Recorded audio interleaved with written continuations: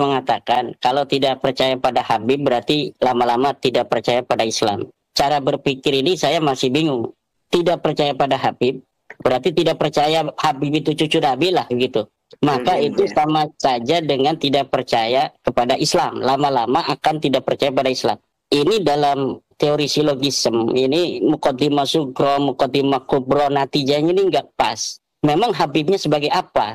Sehingga disamakan kemudian dengan Islam. Apakah Habib ini termasuk rukun Islam? Sehingga orang yang tidak percaya kepada Habib ini berarti tidak percaya pada Islam. Apakah Allah dalam Al-Quran pernah mengatakan bahwa Habib ini cucu Nabi? Sehingga kalau tidak percaya kepada Habib itu cucu Nabi, itu kita sama dengan tidak percaya kepada Allah. Tidak ada.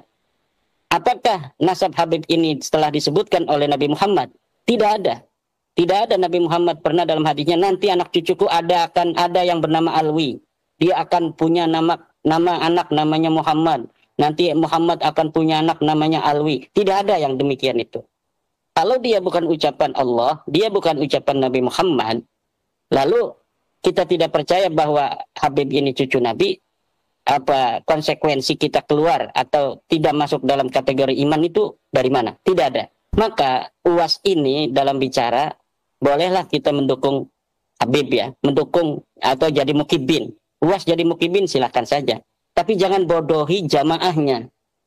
Coba cerdaskan jamaahnya. UAS ketika percaya bahwa Habib ini cucu Nabi, minimal dia punya dalilnya. Dalilnya mana UAS? Bahwa Habib itu cucu Nabi. Saya menantang UAS untuk memberikan dalil. Hei Imaduddin Usman, ini dalil Habib cucu Nabi. Ini sahih. Selama ini tidak ada. Saya tidak pernah lihat dia mengutip kitab tentang ilmu nasab. Dia hanya apa yang dia tahu selama ini.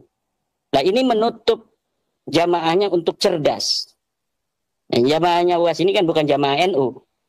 Dia memang dalam amaliyah mungkin mirip dengan NU, tetapi dia dalam cara pandang keagamaan harokah itu tidak sama dengan NU. Jamaahnya saja bukan jamaah NU, itu sama dengan para mukibin ustadz-ustadz pendukung Habib itu yang sekarang membela nasab Habib itu sebenarnya tidak ada kaitan dengan NU. Jamaahnya bukan jamaah NU. Yang mengundang dia banyaknya bukan orang-orang NU. Walaupun dia mengatasnamakan NU seperti Ustadz Wafi, Ustadz Idrus Ramli, tetapi tidak ada kaitan dengan bagaimana perjuangan ke-NU-an. Bahkan ketika NU di dalam sebuah muktamar kemudian memutuskan suatu hal tentang paham keagamaan, mereka ini yang paling getol untuk menolak. Ustadz Lutfi Basori, Ustadz Idrus Ramli, dan wa akhwatihim itu. Itu mereka lah orang-orang yang menolak pandangan-pandangan NU dalam kenegaraan misalnya. Di dalam berbagai macam pandangannya terhadap khilafah misalnya. NU menolak khilafah. Ustadz Abdul Somad ini pendukung khilafah. NU menolak FPI. Gus Naji mendukung FPI. Nah jadi pendukung-pendukung nasab habaib hari ini itu dari kelompok-kelompok yang semacam ini. Hari ini ya. Nah, tetapi saya memohon ya secara ilmiah kepada Ustadz Abdul Somad ini untuk ketika membela nasab para habaib ini minimal ada narasi-narasi ilmiah yang diungkapkan. Termasuk juga Ustadz Ar-Raji Hasim ya. Ustadz Ar-Raji Hasim, Ustadz Abdul Somad, Ustadz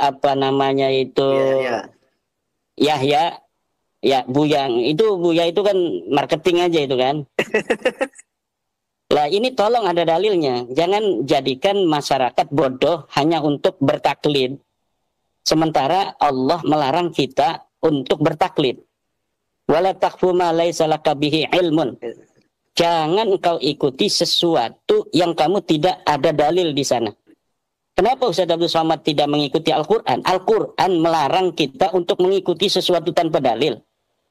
Tapi Ustaz Abdul Somad kemudian jamaahnya diminta oleh dia agar mengikuti bahwa Habib itu adalah cucu Nabi tanpa ada dalil. Dia mengenai sholat segala macam ada dalilnya, hadisnya begini, prek-prek dihafal oleh dia itu hadis-hadisnya. Hanya menghafal saja. Tidak pernah mengutip dari kitab Anu, kemudian dibacakan kitabnya. Tidak ada.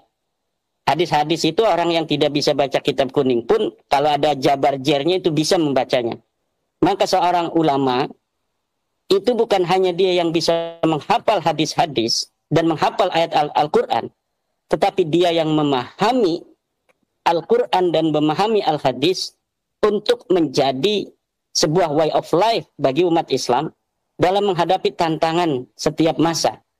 Yang bisa untuk menafsirkan Al-Quran, kemudian memberikan jawaban tantangan setiap masa adalah ulama-ulama yang rasikhin. Ulama-ulama yang dia memahami Al-Quran secara dalam. Gitu. Bukan hanya tekstual, hafalan. Imam Al-Ghazali ini sangat mencela orang-orang yang beriman hanya dengan contekan, kemudian menerima kebenaran tanpa verifikasi. Lihat dalam kitab Al-Munqidh Minad Dhalal umpamanya. Bagaimana fase-fase ilmiah seorang Al-Ghazali. Dari mulai bagaimana dia bergelut dengan filsafat, kemudian ilmu kalam, kemudian fikih, kemudian tasawuf. Kemudian lihat pula dalam Tahaffutul Falasifah. Bagaimana Imam Al-Ghazali kemudian merangkai narasi-narasi ilmiah untuk meruntuhkan teori-teori filsafat yang dianggap bertentangan dengan agama Islam. Inilah yang harus menjadi sebuah suri tauladan bagi kita, orang-orang yang menjadi suri tauladan. Dia jadi penceramah, dia menjadi ustadz, dia menjadi seorang yang dikiaikan, ditokohkan, dibuyakan. Bukan buya yang dia kemudian menempelkan nama sendiri sebagai buya gitu. Bukan. Tapi orang-orang betul yang dibuyakan oleh masyarakat. Ada orang yang menempelkan gelar buya itu sebagai marketing branding untuk kemudian meminta sumbangan di YouTube atas nama pesantren, atas nama santri dan lain sebagainya. Kita lihat kiai-kiai NU aja. Kiai NU kalau orang sudah menisbahkan diri pada NU, dia bikin pesantren tidak pernah merepotkan orang lain. Dia ada fasilitas yang sederhana, dia gunakan dengan semaksimal mungkin. Ada rezeki dia bangun lagi, santri tambah, dia bangun lagi, santri tambah, dia bangun lagi. Tanpa pernah ada merepotkan orang, bikin santunan di YouTube, santunan. Setiap dia bikin YouTube ada merek, nomor rekening. Kita buka YouTube, ada muncul dia. Wakaflah satu tanah ini untuk generasi-generasi Islam. Kemudian ada lagi narasi-narasi menjual-jual orang santri-santri miskin.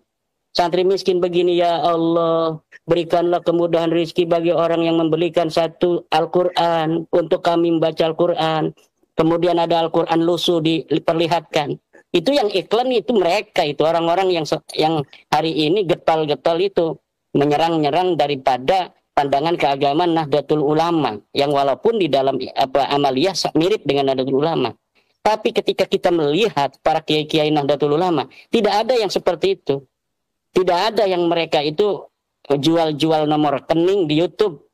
Setiap bikin YouTube ada nomor rekening. Silahkan untuk berinfak. Untuk anak-anak santri kami, anak asuh. Jadilah orang tua asuh santri kami. Ada yang begitu di Nahdlatul Ulama itu. Semuanya berjalan begitu alamiah.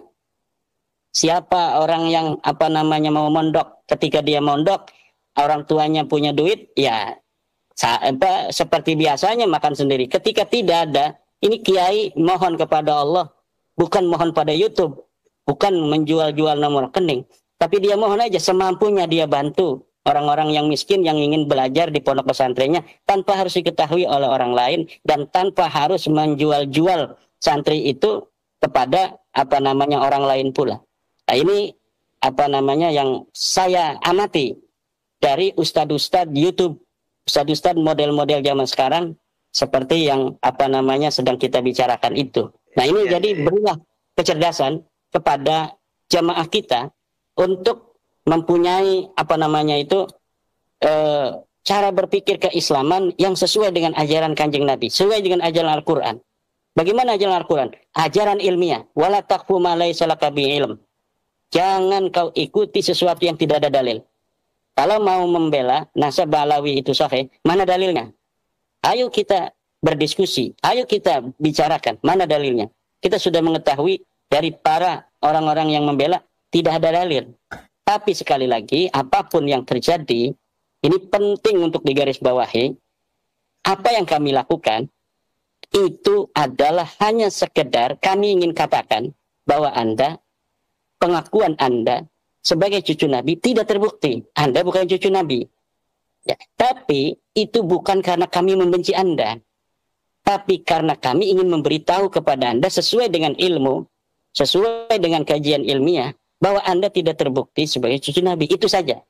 Selanjutnya terserah Anda. Anda masih mau mengakui, ya silakan saja, jangan marah-marah. Yang jelas adalah apa yang dikatakan oleh UAS, bahwa tidak percaya kepada nasab habaib itu sama dengan tidak percaya pada Islam, itu tidak ilmiah, tidak berdasarkan ilmu pengetahuan, dan membawa jamaahnya kepada taklid buta yang dilarang oleh agama Islam, yang dilarang oleh Al-Quran. Wala taqfu ma laysa laka bihi ilmun. Qalu bal wajadna aba'ana kadzalika yaf'alun. Itu ucapan orang-orang kafir pada zaman Nabi Ibrahim. Ketika Nabi Ibrahim memberikan dalil-dalil kuat tentang Allah itu sebagai Tuhan, mereka dilarang oleh Nabi Ibrahim untuk menyembah patung. Kata orang-orang kafir itu di zaman Nabi Ibrahim, qalu bal wajadna aba'ana kadzalika yaf'alun. Kami menemukan ayah-ayah kami memang sudah begini dari dulu. Nah, ini mirip dengan ucapan Ustadz Yahya Al-Bahja itu juga. Wahai jamaah, wahai umat, apa-apa yang telah kalian yakini dari nasab Habib ini, yakinilah. Jangan dengarkan ucapan orang-orang yang membatalkan. Ini ucapan Ustadz Yahya Al-Bahja dalam suatu kesempatan. Saya kira ini adalah mengajari umat untuk bodoh.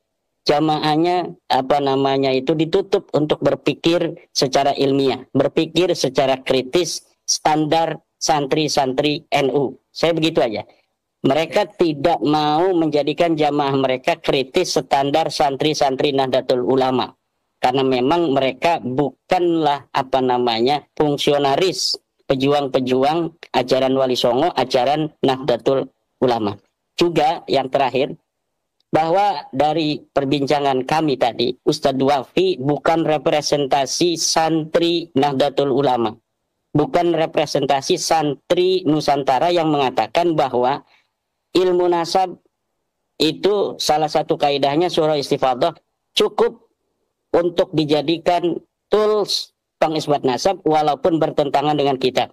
Dan kitab nasab hari ini yang bisa dibaca, yang mengisbat Balawi, yang dikarang abad ke-15 Hijriah, itu bisa mengisbat nama-nama sampai ke Nabi Muhammad, tanpa harus ada referensi sebelumnya. Ini tidak representasi para santri, apalagi para kiai-kiai. Jadi, tidak boleh masyarakat untuk menghakimi atau mempunyai kesimpulan bahwa santri-santri di pondok-pondok pesantren tidak ilmiah hanya gara-gara Ustadz Wafi